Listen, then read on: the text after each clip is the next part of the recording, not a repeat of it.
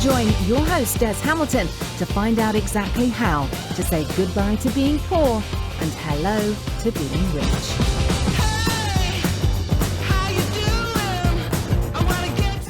Welcome back to the Goodbye Poor Hello Rich show with me, your host. I'm back in the chair. I'm no longer in Dubai. I'm Des Hamilton. I'm the guy that took £200 in September 2022 and said, poke it to the society that said we would be taken care of if we did all of the things that we were deemed important to do. We got married, had kids, we had public sector jobs, we had education, I got the mortgage.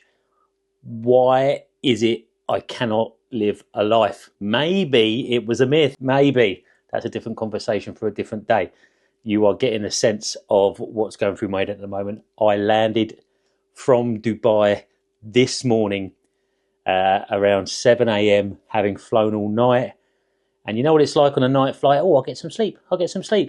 Well, not in economy, you don't, because you're sat upright. And by the time they actually turn the lights out and all that, you get about 3 hours-ish. So I'm amazed I'm completing full sentences.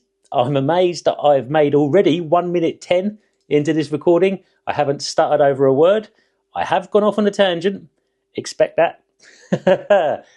Thank you to our sponsors, Seller SAS. You know this by now, the best bit of online sourcing software for an Amazon seller on the internet. Really exciting things coming down the track from them. Really grateful to have you on board. This isn't a show where I'm interviewing somebody. This is actually a show where somebody is interviewing me. I was a guest on Lydia Killian's show a few weeks back, Get an Effing Life, Babe, her podcast. And it was such a great interview. Just being able to talk to her about the things that I had in me that was self-limiting, that were holding me back. As a man from a working class background who has been brought up knowing what poverty looks and feels and smells like, striving for a life that is something that I've secretly been resenting and jealous of and hateful of for a long, long time. Bridging that gap. And it's interesting, right, coming back from Dubai, that this is the episode that we're playing today, because this was a coincidence. The Dubai trip was a surprise on about 3 days' notice. But I took with me an anchoring belief that that trip was something that was going to change in me.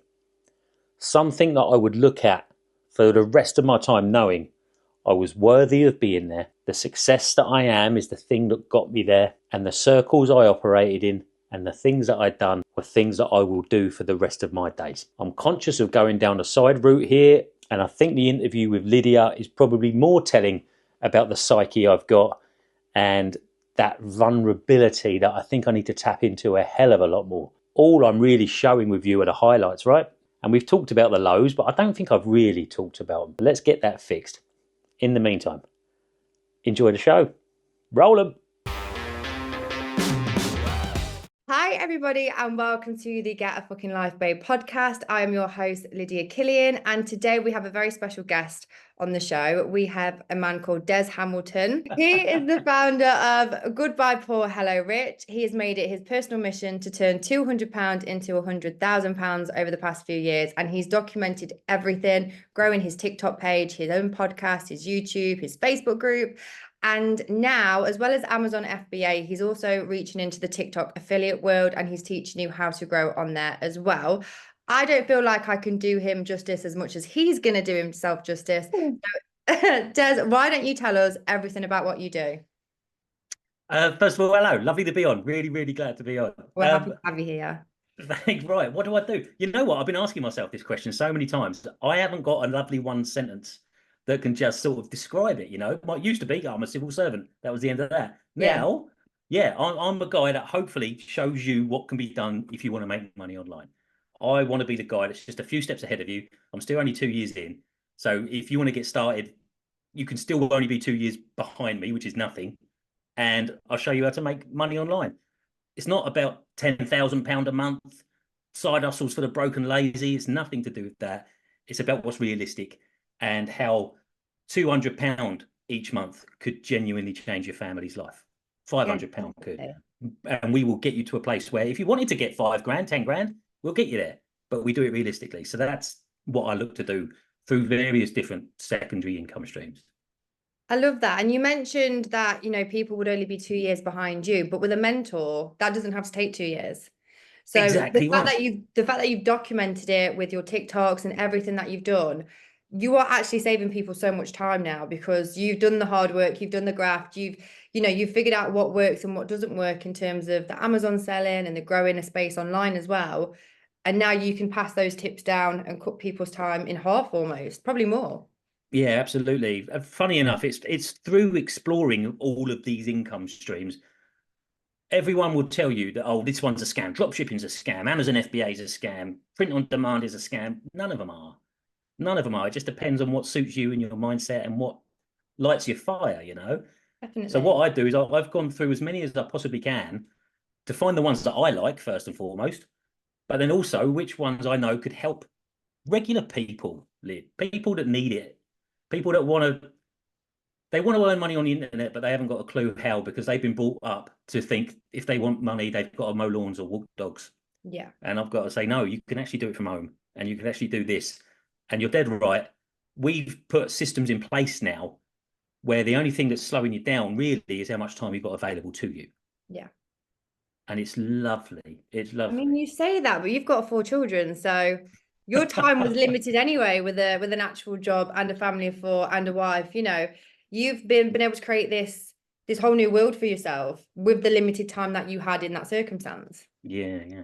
And you do Amazing. that really shyly, yeah, I yeah. know, I It's know. I can't amazing. help it. It just freaks me out that it doesn't freak me out that I did it because I always set out this plan to do it.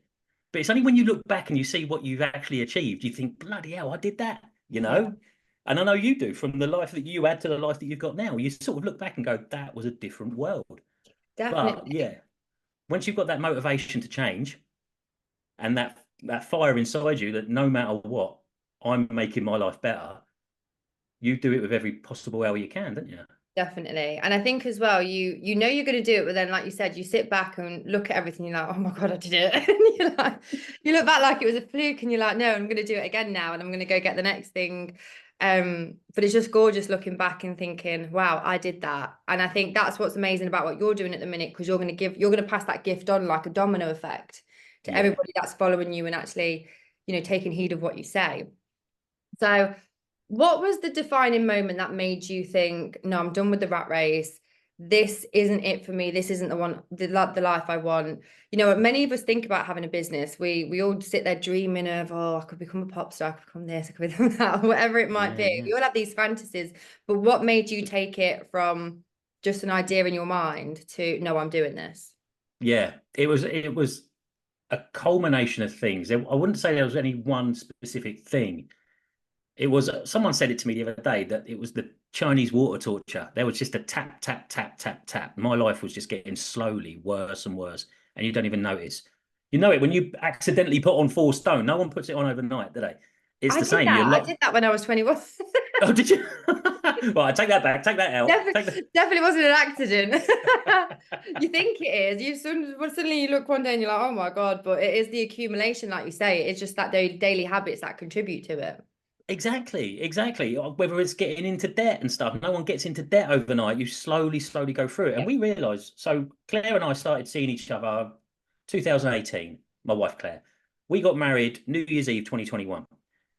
And we had bought our house in 2019. She's a teacher, sorry, she was a teacher, a secondary school teacher. I was a civil servant. We're both educated, university degrees. We'd done everything we were meant to do. We'd done everything they told us to do to Yeah. have a lovely life. And over the 3-4 years that we were together before we got married and all that, everything, all of a sudden, our money was just running out. It was running out on the 20th of the month. Then it was running out on the 15th of the month. Then it was running out on the 10th. And we were like, this is ridiculous. So we went up to Edinburgh for our honeymoon. Claire could only get a couple of days being a teacher. Bearing in mind we got married New Year's Eve. And it was like the 2nd of January. We were sat in Edinburgh airport, hungover to the maximum. And we were just sort of waiting for our plane. And all there is to do up in Edinburgh Airport is basically eat a Burger King.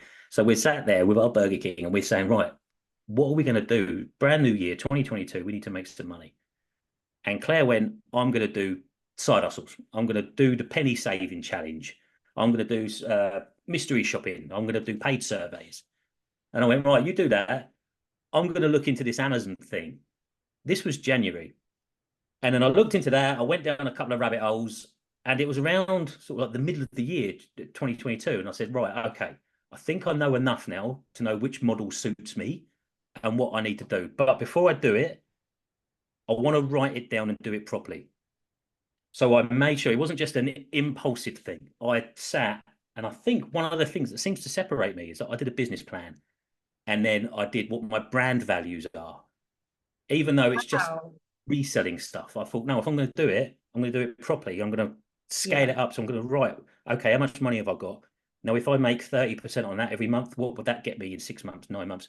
So I almost subconsciously, Lid, to be honest with you, I broke it all down into really bite-sized chunks for goals. I knew what I needed to make each month, which then meant I knew what I needed to make each fortnight.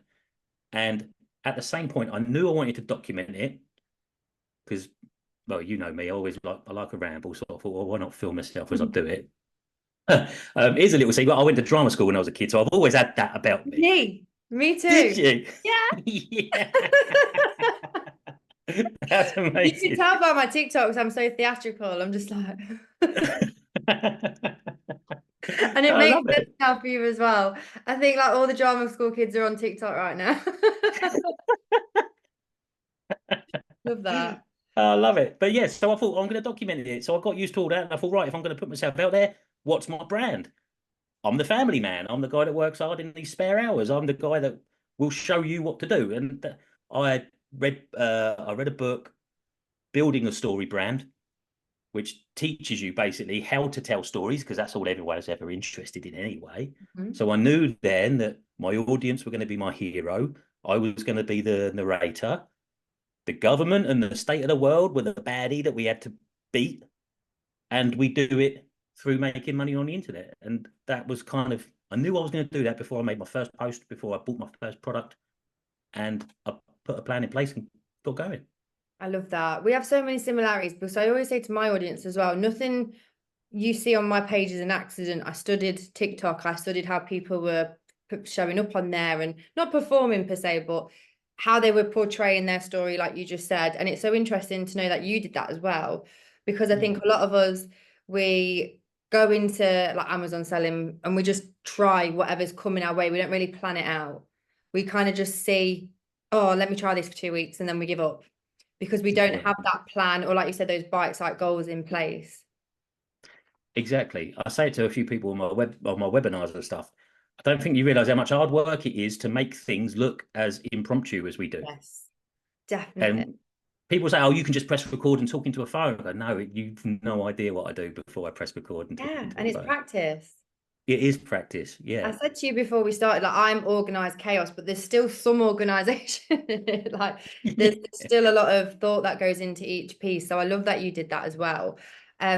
You mentioned that Claire actually said she wanted to start the side hustle. She wanted to, do the penny challenge and things like that. How important do you think it was to your success? Because I think a lot of the times we find one person in the couple wants to go one way and the other is still living in the same paradigms as what's been set up their entire life. And you don't usually get the two people at the same time go enough is enough. So how was that working as a team together? Yeah, that's a really good point. I don't think we talk about this enough, everything, everything. So Claire's my second wife. I know, hands down, I couldn't have done this in my previous marriage. It just wouldn't have worked for that exact reason. And that's no blame there or anything. It's just you're embedded in the DNA that sets you up, aren't you? Yeah. Claire and I, we found each other at a time where we've each said to each other, if we found each other 10 years prior, we might not have made it. But we found ourselves at the time where we knew we both wanted change in our life.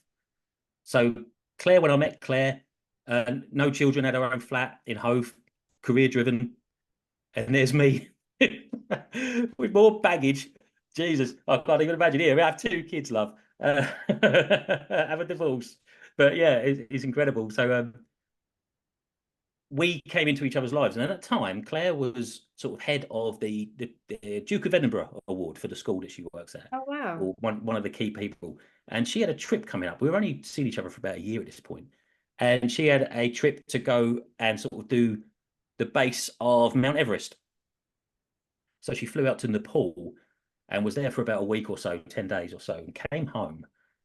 And she sort of said to me then, she went, I've had enough.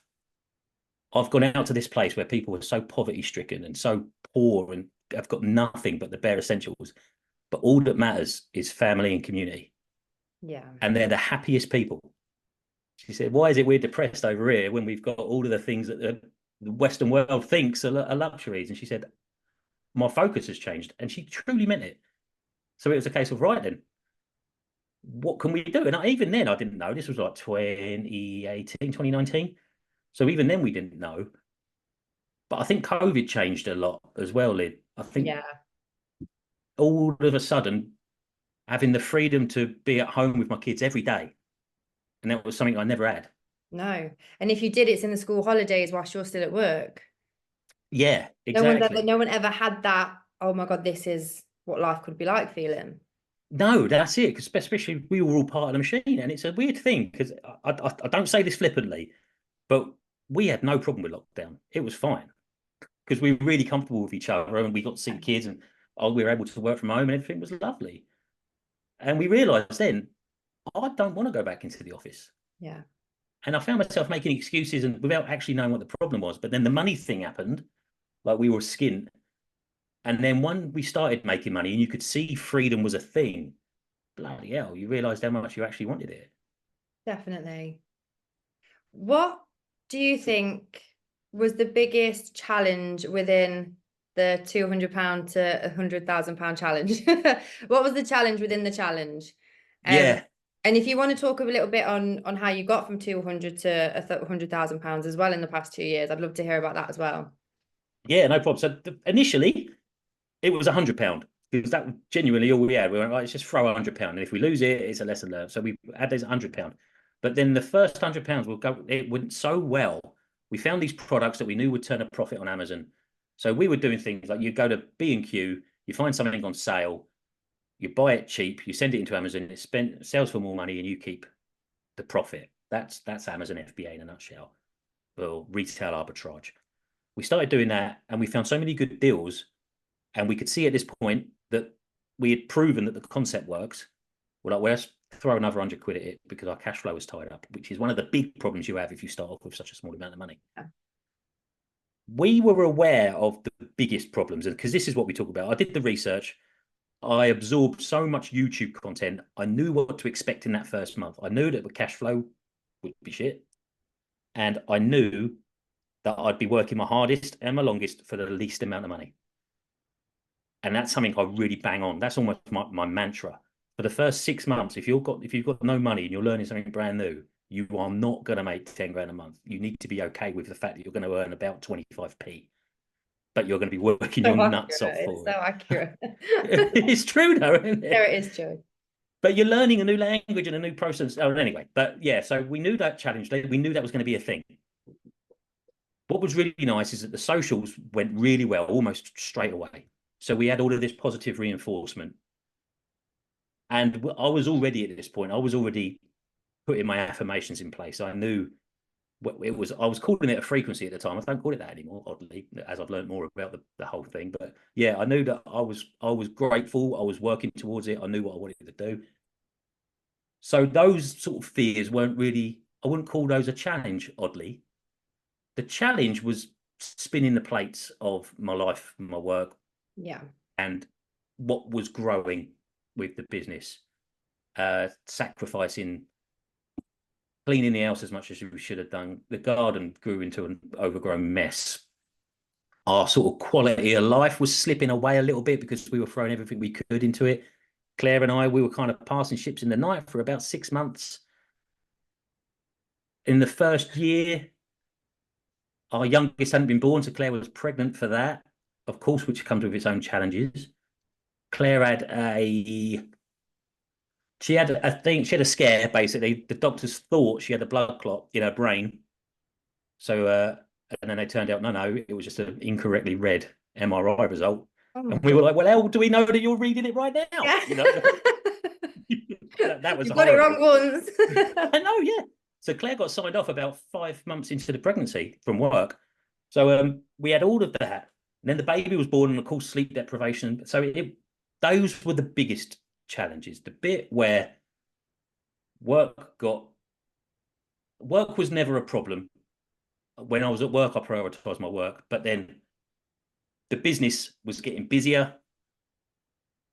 Claire wasn't able to do as much as she could, bless her, because she was doing the most important thing, you know. Those were the trying times. And when we still weren't seeing the results, because you go on social media and everyone's a success. Everyone's doing this, this, and this, and this. And I'm sitting there and everyone's telling me, you're going to be a success. You're going to do it. We know you're going to do it. I'm sitting there going, but it don't bleeding feel like it, you know, from day to day. Can you all just stop taking this for granted? Because this is genuinely important. Yeah. That was a trying time for about 6 months because the imposter syndrome. Oh, yeah, the imposter syndrome. I don't think we get spoken about. I don't think it gets spoken about enough when you're in a new space.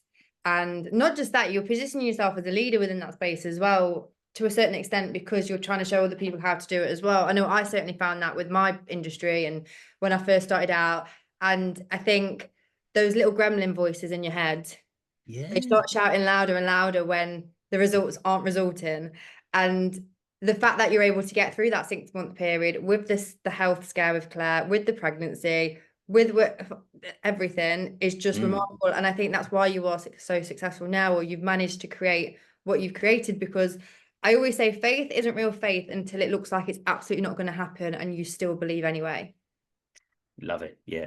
Because that's what real faith is. If it's easy to see the quids roll in and go, oh yeah, I'm going to make it. It's not even faith. That's like, I want to say confirmation bias, but I don't think it even is. I think it's just, you know, you've got evidence of it.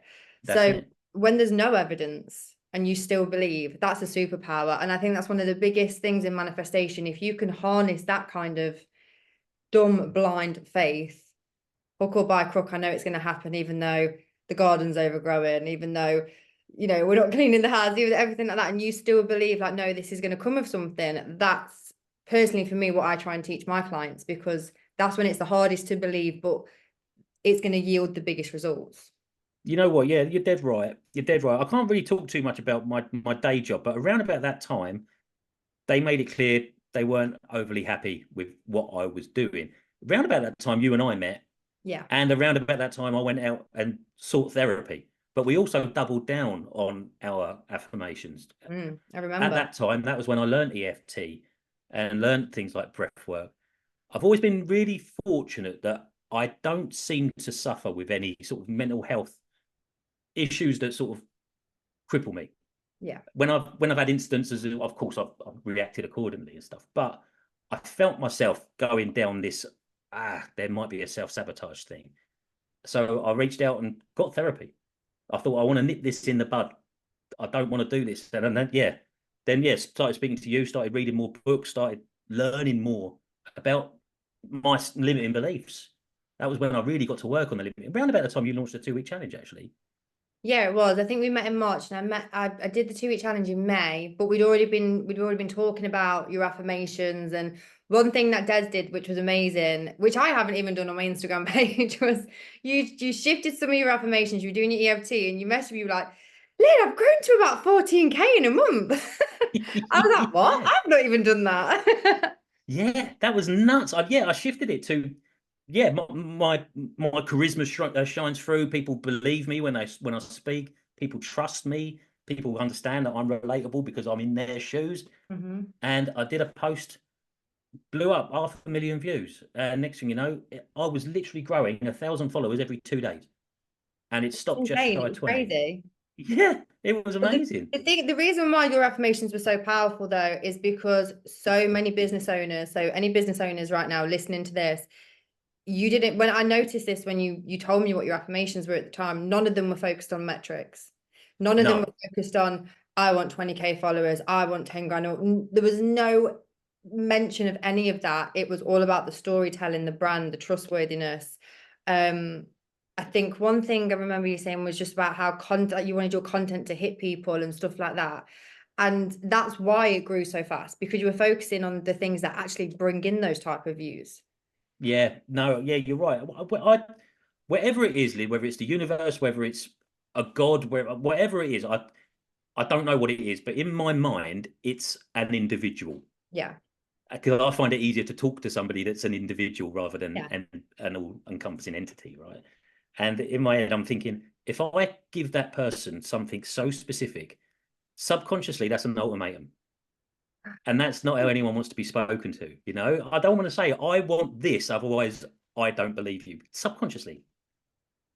And What's I kicked on, that? did that. Well, you are effectively talking to your higher self.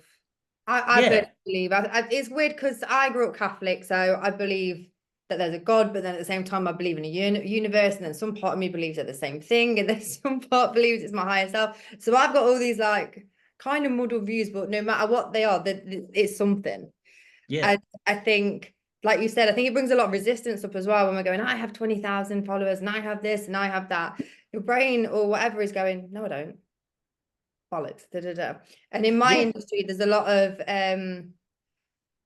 say your affirmations in present tense and make them so specific. But I think you're absolutely right. I think focusing on things you can back and get behind as well. So you're a powerful storyteller, and if you don't know it now, you're good. Like you said, you were reading that book on how to build the storytelling brand. So you're working towards that. yes, You're working towards that self-concept, even if you're not quite there yet. And so your affirmations definitely. are going to hit differently.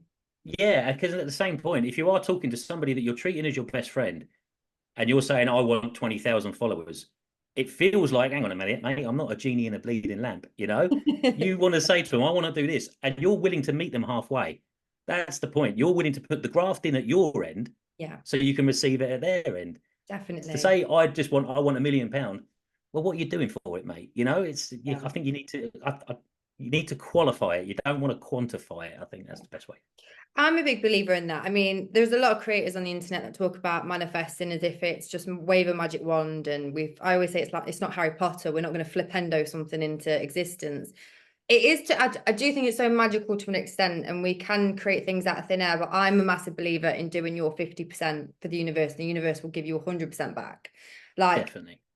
when I was like deciding, okay, I'm going to create a creation business, manifestation, whatever, I couldn't have done that without making videos.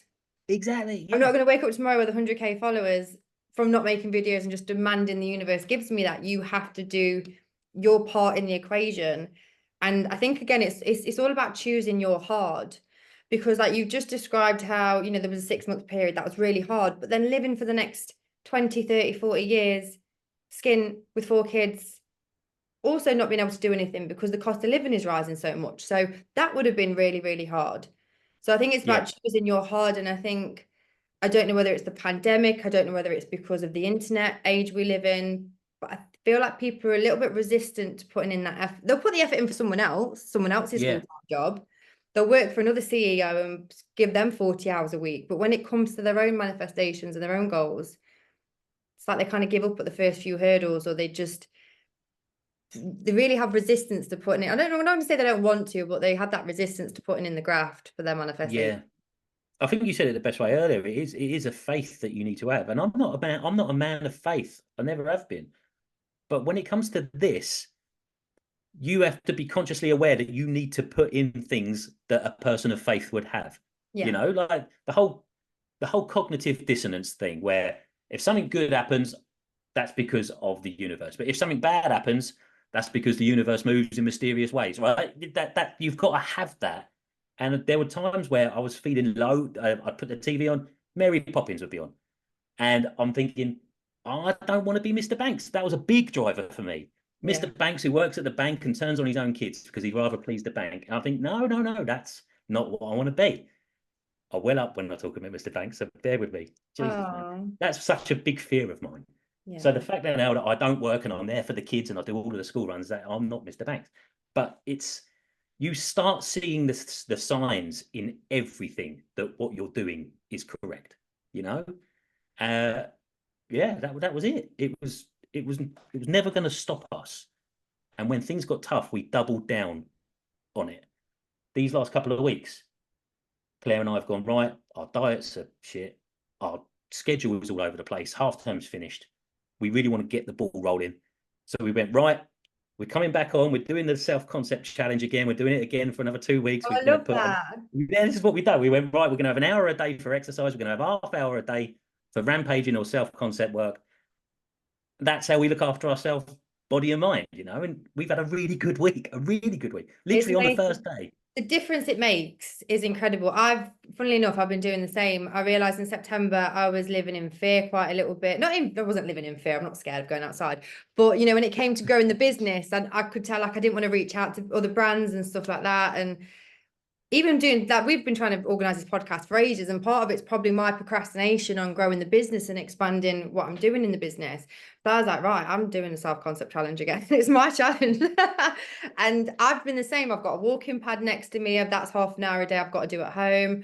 The gym, Brilliant. eating, I've cut out all the treats I was having, and it just makes the biggest difference. Like when you change your self-concept, you care about yourself more. And I love that Claire was it with you, because like I said, sometimes one of us grows and then the other one stays there, and that's what causes the stretch.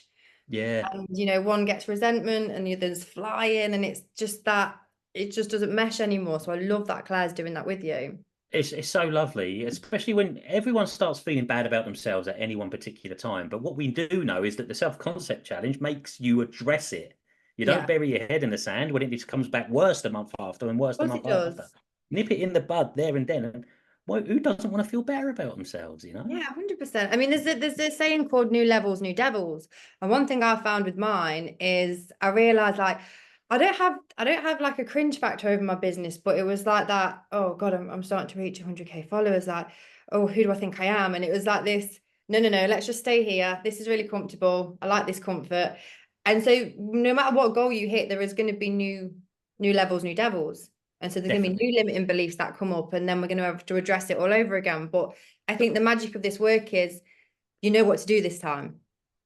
So the Yes. limiting beliefs, you have more of an observation over them rather than it like just you being succumbed by them and you living within them. You're like, oh no, I see what's going on. Let me just switch a few things up. That's it. That's it. And I don't think it ever stops, because even when you're building something up, especially something that I'm doing, you don't want to tell anyone because it's embarrassing. Yeah. I went That's anonymous. that's that's the word I wanted to use a minute ago. I was getting embarrassed of what I was doing. Yeah. I love what I do. I'm so obsessed with what I do. And look what it's given you. Oh, yeah, but people from my hometown started finding my TikTok, and I was like, oh no, people is because I've had like a Hannah Montana lifestyle for the past 2 years. I've not really gave it to anyone that I actually know. People have just found me off TikTok, and I was like, oh no, no. Yeah, that's exactly it. And I said it in a Zoom call last week. Actually, it was even this week. You've got to immerse yourself in a community of people that are doing the same thing you You do do. in any way, because it's really lonely when you're doing something in secret from your friends and your family. And when you do open up, even so, everyone knows what I do now, and I'm exactly that. They're all got to justify, even though you go, no, I've made 100 grand doing this. You've still got to justify why you're still doing it. You know what I mean? But yeah, especially when it comes to like parents and stuff like that. But it was, yeah, really interesting. And I can imagine like I'm quite lucky because my parents are quite hippie-ish. They were 90s ravers. My dad believes in them. They both believe in manifestation. So my dad read The Secret at the same time. But I can imagine if you haven't got parents like that, how hard it would be to just, I mean, even when I started my online stuff, I don't think they quite understood this was back 8 years ago, like what I was actually doing. And I think sometimes you just have to proof in the pudding it. You just have to Yeah, show them. You have to prove everyone wrong. You have to say, do you know what? I'm going to show you anyway. And at first they'll ask you why, and then they'll ask you how. yeah, I want to do that.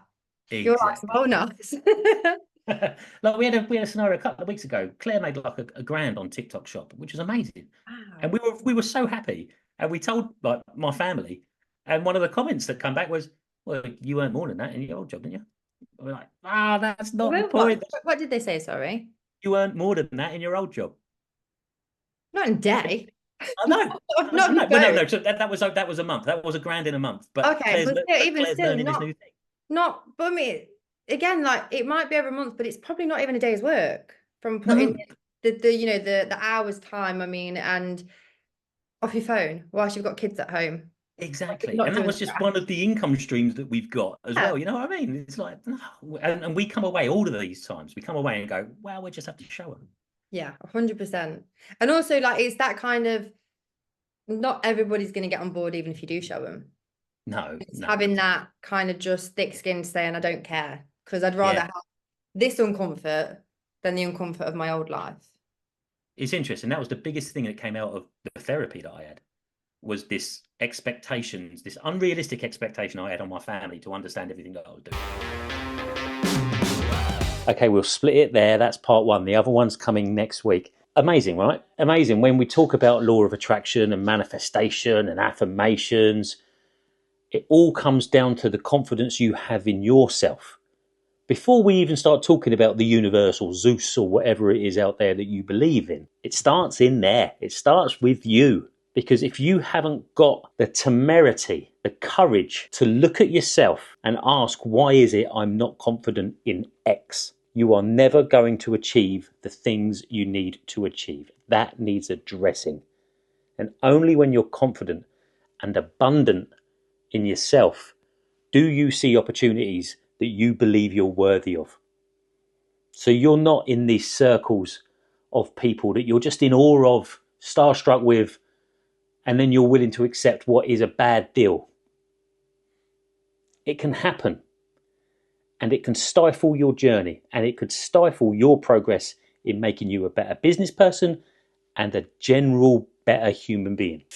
I think we'll get on to the next week, shall we? Look, Christmas is coming down the tracks. I know this is a suntan, but it's still freaking cold out there. Landing this morning, I could see my breath in the air. What's all that about? I was wearing a t-shirt 12 hours before that. Anyway, that's enough about me. I'll see you next week. See you on Tuesday. Take care. Ta-da. You've been listening to the 200 to £100,000 Challenge podcast. Make sure you join us next time for more real talk and some undoubtedly terrible jokes as Des gets ever more closer to saying goodbye poor, hello rich.